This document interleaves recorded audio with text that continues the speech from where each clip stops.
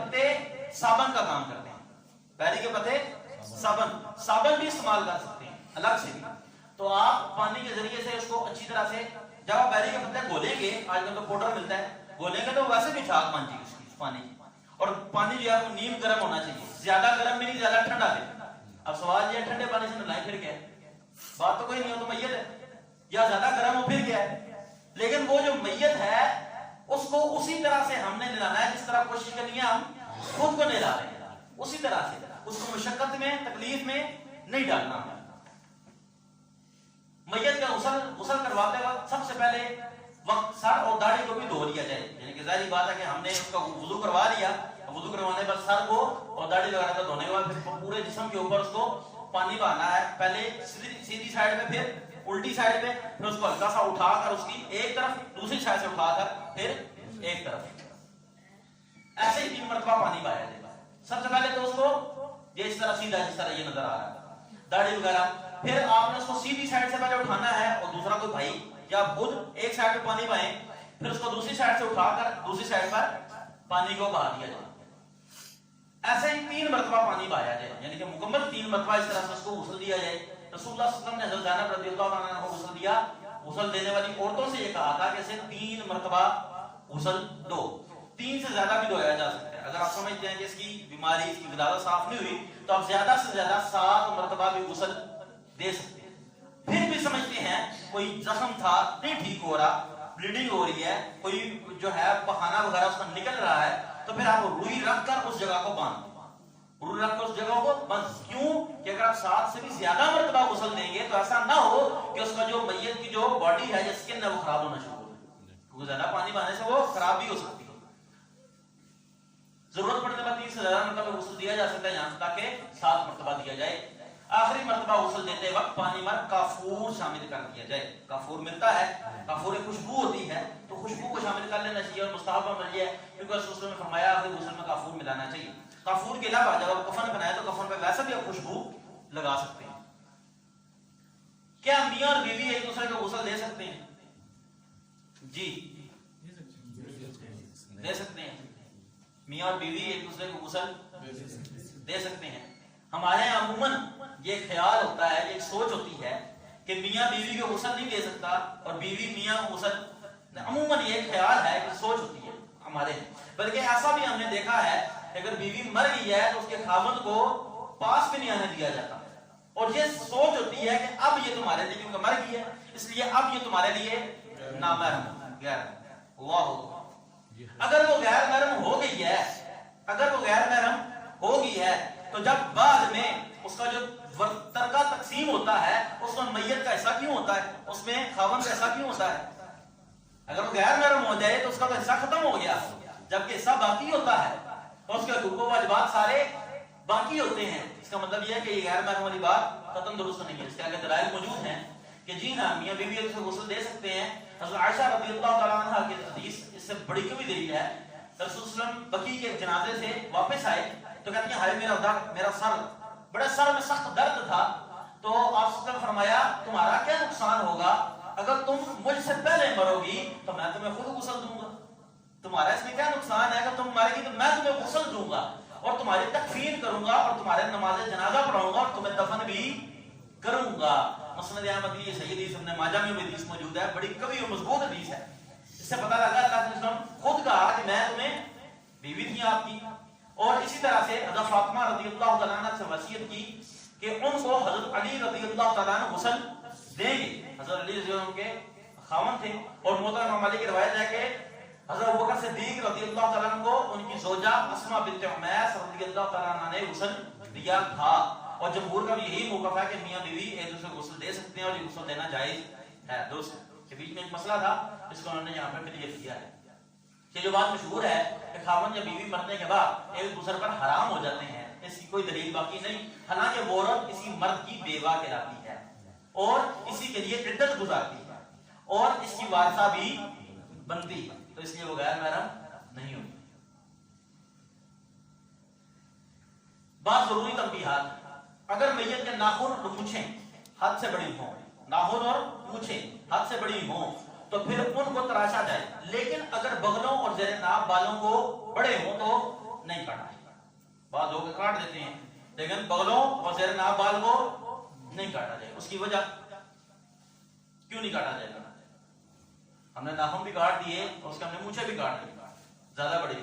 بغلوں اور زیر ناف بالوں کو اس لیے نہیں کاٹا جائے گا کیونکہ علماء کا یہ ذہن ہے، ان کا یہ موقف ہے کہ یہ اس میت کا اپنا حق تھا، وہ اپنی زندگی میں یہ کام کر کے جاتا.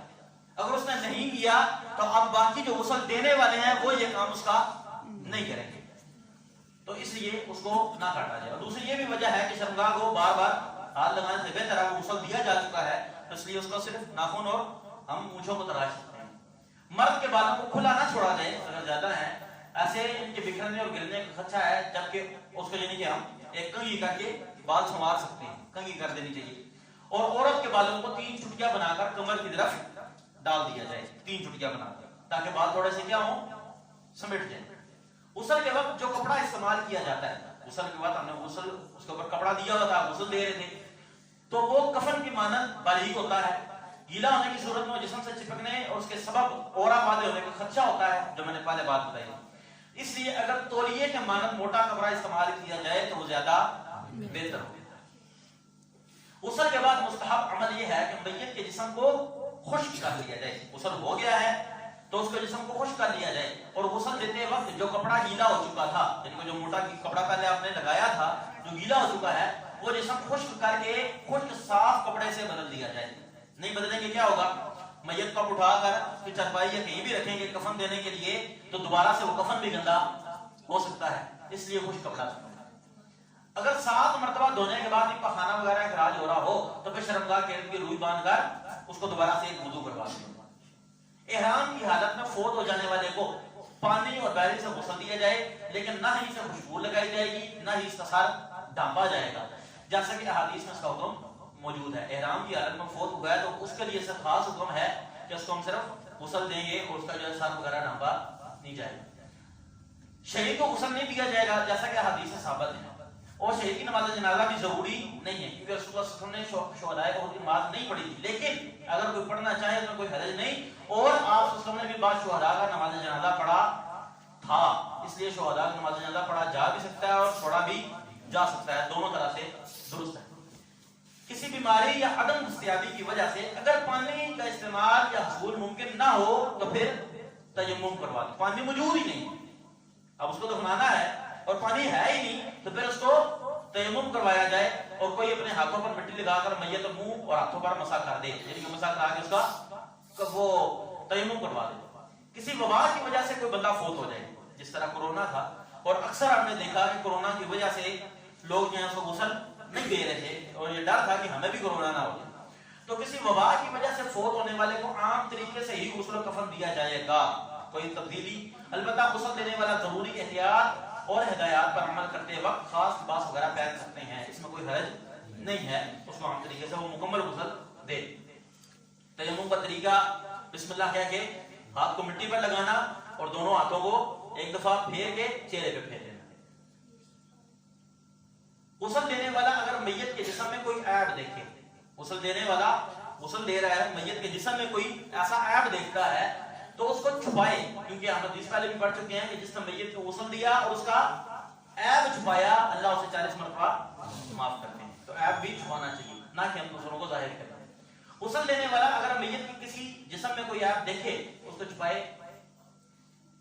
کفن کے بعد احرام، اب غسل کیونکہ مکمل ہو گیا ہے تو اب اس کو کفن دینا ہے، تو غسل و کفن تھا یہ موضوع. غسل و کفن میں اگر کوئی کفن کا ہدیہ کرے، میں کیونکہ تیزی سے چاہ رہا ہوں، سلائڈز ہماری یہ تقریباً 90 ہیں اور زیادہ ڈیپ میں اس لیے نہیں جا رہا ہے ہمارے وقت کی بھی قلت ہے.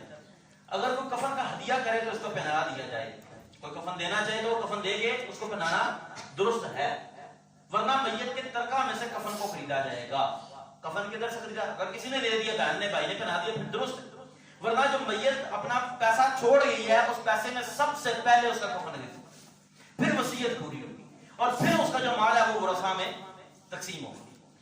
تو ترکہ میں سے کفن خریدا جائے، اس کا قرض کی ادائیگی وصیت اور تقسیم وراثت پر اپنی ترجیح دی جائے گی. تو صورتیں دے کر اس کے ورثاء کے ذمے اس کے کفن و دفن کا انجام ہوگا.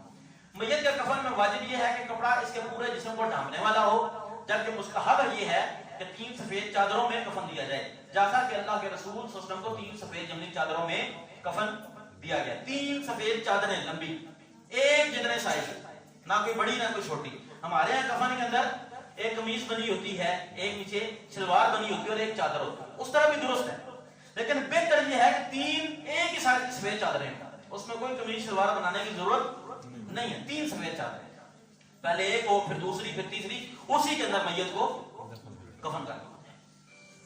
مرد کے کفن میں 3 سادہ کپڑے ہوں, جبکہ عورت کے کفن میں 5 کپڑے ہوتے ہیں. ازار جو کہ جسم کے نچلے حصے کو ڈھانپے, خمار دوپٹہ جو کہ سر کو ڈھانپے, اور قمیص یہ صوف کی طرح ہوتی ہے لیکن اس کی اطراف کھلی ہوتی ہیں, 2 لفافے کی طرح سادہ کفن کپڑا ہوتا ہے.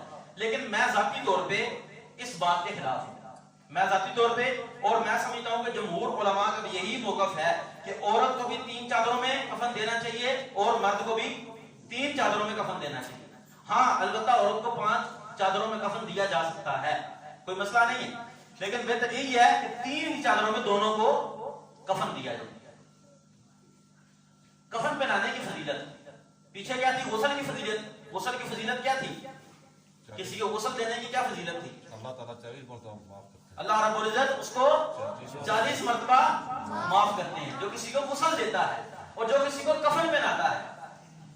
کسی کو معلوم ہے جو کسی کو کفن پہناتا ہے اللہ اس کو جنت کا لباس پہناتا ہے.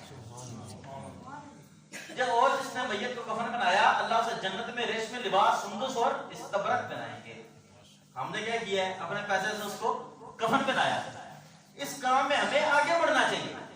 معلوم ہو کہ فوت ہو گیا, ہم اس کو بولیں بھائی کفن میری طرف سے, ہم اس کو کفن پہنائیں, اللہ ہمیں جنت کا لباس پہنائیں گے. کفن کا جو طریقہ ہے, کفن کی چادروں کو کسی صاف جگہ پر, عموماً ہماری چارپائی ہوتی ہے, چارپائی پر کسی خاص جگہ پر اس کو بچھا دیا جائے. مناسب یہ ہے کہ کسی چارپائی ہمارے یہاں جو جنازہ گاہ قبرستان میں لے جانے والی چارپائی ہوتی ہے, اسی پر چادروں کو بچھایا جائے.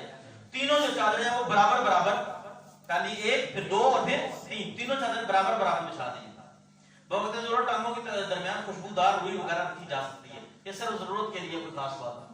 میت کو احتیاط سے اٹھا کر اس پر رکھا جائے. آپ نے دیکھا ہوگا پچھلی سلائیڈ میں یہاں پر کپڑے کا رنگ اور تھا, شاید کسی نے نوٹ کیا ہو, پچھلی سلائیڈ میں سفید تھا اور جہاں پر سیاہ ہے. کیوں کہ وہ کپڑا بدل دیا ہے, پہلا کپڑا گیلا ہو گیا تھا, اب کپڑا ہم نے خشک رکھا, یہ خشک کپڑا تھا میت کے اوپر, اب میت کو اٹھا کر ہم کفن کے اوپر لے رہے ہیں. کفن کی چادروں اور میت کے چہرے پر یا باقی جسم پر خوشبو وغیرہ لگا دی جائے, جیسا کہ پاک صحابہ کرام کے عمل سے ثابت ہو گیا, اس پر خوشبو لگانا بھی درست ہے. میت کے جسم پر جو وقتی طور پر کپڑا رکھا گیا تھا اسے کھینچ کر چادروں کو لپیٹ دیا جائے, یعنی کہ چادروں کے اوپر لٹایا تھا, اور جب ایک طرف سے چادر ہم نے